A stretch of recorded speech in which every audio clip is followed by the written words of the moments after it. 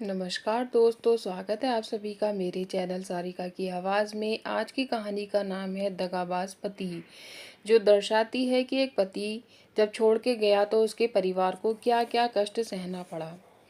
तो कहानी इस प्रकार है। मयंक 9वीं क्लास में पढ़ता था। आज स्कूल से छुट्टी होते ही वह घर पहुंचा तो देखा उसकी मम्मी बैठी रो रही थी।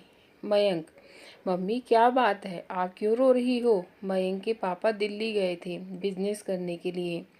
उन्हें 2 साल हो चुके थे। शुरू शुरू में पैसे भिजवाते थे, धीरे धीरे वो भी बंद हो गए। फिर फ़ोन भी आने बंद हो गए। आज शीला ने फ़ोन किया तो उन्होंने कहा, मेरा तुम दोनों से कोई मतलब नहीं है। मैं यहीं रहने का फ़ैसला किया है। मैं अब कभी वापस नहीं आऊँगा और आज के बाद इस नंबर पर कभी फ़ोन मत करना। यह कहकर उन्होंने फ़ोन काट दिया। शीला इस बात को सुनकर तब से रोए जा रही थी। मयंक, मम्मी आप चिंता मत करो, मैं कल से कोई काम ढूंढ लेता हूँ। हम अकेले रहेंगे, हमें किसी की कोई ज़रूरत नहीं है। पापा के लिए उसके मन में कड़वाहट भर चुकी थी। वह अपनी माँ को सांत्वना देने में लगा था। मयंक की बात सुनकर शीला को अच्छा लगा, लेकिन इतनी छोटी सी उम्र में उसकी पढ़ाई छुड़वाकर काम पर लगा देना, यह उन्हें समझ नहीं आ रहा था। शीला, नहीं बेटा, तुझे बहुत मेहनत से पढ़ना होगा। पढ़ लिख कर तुझे कुछ बनना होगा ताकि हम दुनिया का मुकाबला कर सकें। मैं मेहनत करूंगी, बस तू मन लगाकर पढ़ाई कर। मयंक, मम्मी पढ़ाई से ज़रूरी घर का खर्च चलाना है। आप क्या करोगी? कभी घर से बाहर आप निकली नहीं, आपको कौन काम देगा? मैं काम करूंगा, मैंने सोच लिया है। काम के साथ साथ शाम को पढ़ाई कर लूंगा। अगले दिन से मयंक काम की तलाश में भटकने लगता है। कई दिन भटकने के बाद भी उसे कोई काम नहीं मिलता। इधर शीला भी मयंक के जाने के बाद काम की तलाश शुरू कर देती है, लेकिन उन्हें भी कोई काम नहीं मिलता। एक दिन दोपहर के समय मयंक को बहुत भूख लग रही थी। वह सुबह से भूखा था और काम ढूंढ रहा था। तभी वह एक चाय की दुकान के बाहर पहुंच जाता है। मयंक, भैया मुझे एक चाय दे सकते हो? लेकिन मेरे पास पैसे नहीं है, बहुत भूख लगी है। मैं शाम तक आपकी दुकान पर काम कर दूंगा। दुकानदार, भूख लगी है तो चाय क्यों पीना चाहता है? मयंक, खाने के पैसे नहीं है, चाय से भूख मर जाएगी। दुकानदार उसे चाय और साथ में पाव खाने को देता है। मयंक खाने के बाद दुकानदार के पास पहुंचता है। मयंक, बताइए क्या काम करना है? मैं शाम तक आपका काम करता रहूंगा। दुकानदार, जा बेटा जा घर, हम छोटे बच्चों से काम नहीं करवाते। किसी ने देख लिया तो पुलिस हमें पकड़ लेगी। मयंक, लेकिन मैंने जो आपकी चाय पी है उसके पैसे कैसे चुकाऊंगा? दुकानदार, जा बेटा, जब पैसे हो दे जाना। मयंक, नहीं, मुझे कुछ ना कुछ काम बताइए, मैं कर दूंगा। दुकानदार, अच्छा एक काम कर, बड़े चौराहे पर एक बेकरी है, वहां से मुझे पाव ला दे। ये पैसे और मेरी साइकिल ले जा। मयंक साइकिल और पैसे लेकर बड़े बाजार पहुंचता है। वह पाव लेकर वापस आने लगता है। तभी पाव वाला पूछता है, पाव वाला, सुन, तू और भी दुकानों पर मेरे पाव पहुंचाएगा, तुझे कमीशन दूंगा। मयंक, लेकिन मेरे पास साइकिल नहीं है, यह तो चाय वाले की है। पाव वाला, मैं तुझे साइकिल भी दूंगा। शाम तक जितने पाव पहुंचाएगा उसके पैसे मिल जाएंगे, लेकिन काम ईमानदारी से करना, कहीं मेरी साइकिल लेकर भाग मत जाना। मयंक, मालिक, मैं ईमानदारी से काम करूंगा, आप चिंता मत करो। अगले दिन मयंक पाव वाले की दुकान पर पहुंच जाता है। वह उसके पाव दुकानों पर पहुंचा देता है। शाम को उसे कमीशन के 100 रुपए मिल जाते हैं। घर आकर वह शीला को सारी बात बताता है। दूसरे दिन भी वह मेहनत से काम करता है। शाम को जब वह अपने पैसे लेने पहुंचता है तो पाव वाला उससे कहता है, पाव वाला, सुन बेटा, तेरे काम करने से मेरा बहुत फायदा हो रहा है। कल तो पाव देने के बाद दूसरे बाजार में जाकर ये पाव वहां की दुकान वालों को दिखाना।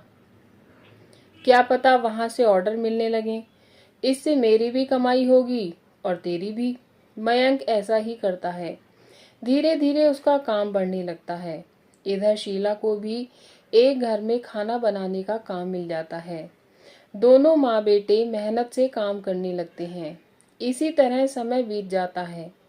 8 साल बाद मयंक बहुत पैसा कमाने लगता है। उसने पैसे जोड़कर अपनी पाव की दुकान खोल ली थी। उसकी दुकान पर उसने कई लड़के रख लिए जो पाव बेचने जाते थे। मयंक ने अपनी माँ का काम छुड़वा दिया था। कुछ समय बाद शीला ने एक अच्छी सी लड़की देखकर मयंक की शादी कर दी। पूरा परिवार खुशी से रह रहा था। एक दिन किसी ने कुंडा खटखटाया। शीला ने दरवाजा खोला तो देखा सामने उसके पति अशोक जी खड़े थे। शीला उन्हें पहले तो पहचान नहीं पाई। पुराने से कपड़े पहने, दाढ़ी बढ़ी हुई थी, बहुत कमजोर लग रहे थे। शीला, अब आप क्यों आए हो? अशोक जी फूट फूट कर रोने लगे। अशोक जी, मुझे माफ कर दो। मैंने वहाँ बहुत पैसा कमाया, फिर मैंने वहीं शादी कर ली। उसके बाद सब कुछ अच्छा चल रहा था, लेकिन एक दिन मैं बीमार पड़ गया। मेरी पत्नी सारा पैसा और जेवर लेकर चली गई।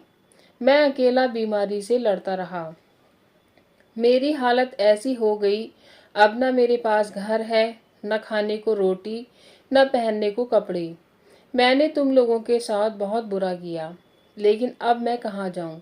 मुझे कुछ समझ नहीं आ रहा था, इसलिए मैं यहाँ चला आया। शीला, आपको पता है हमने कैसे दिन काटे हैं?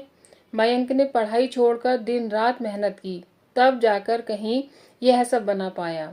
मैं तो आपको माफ कर भी दूं, लेकिन वह कभी आपको माफ नहीं करेगा।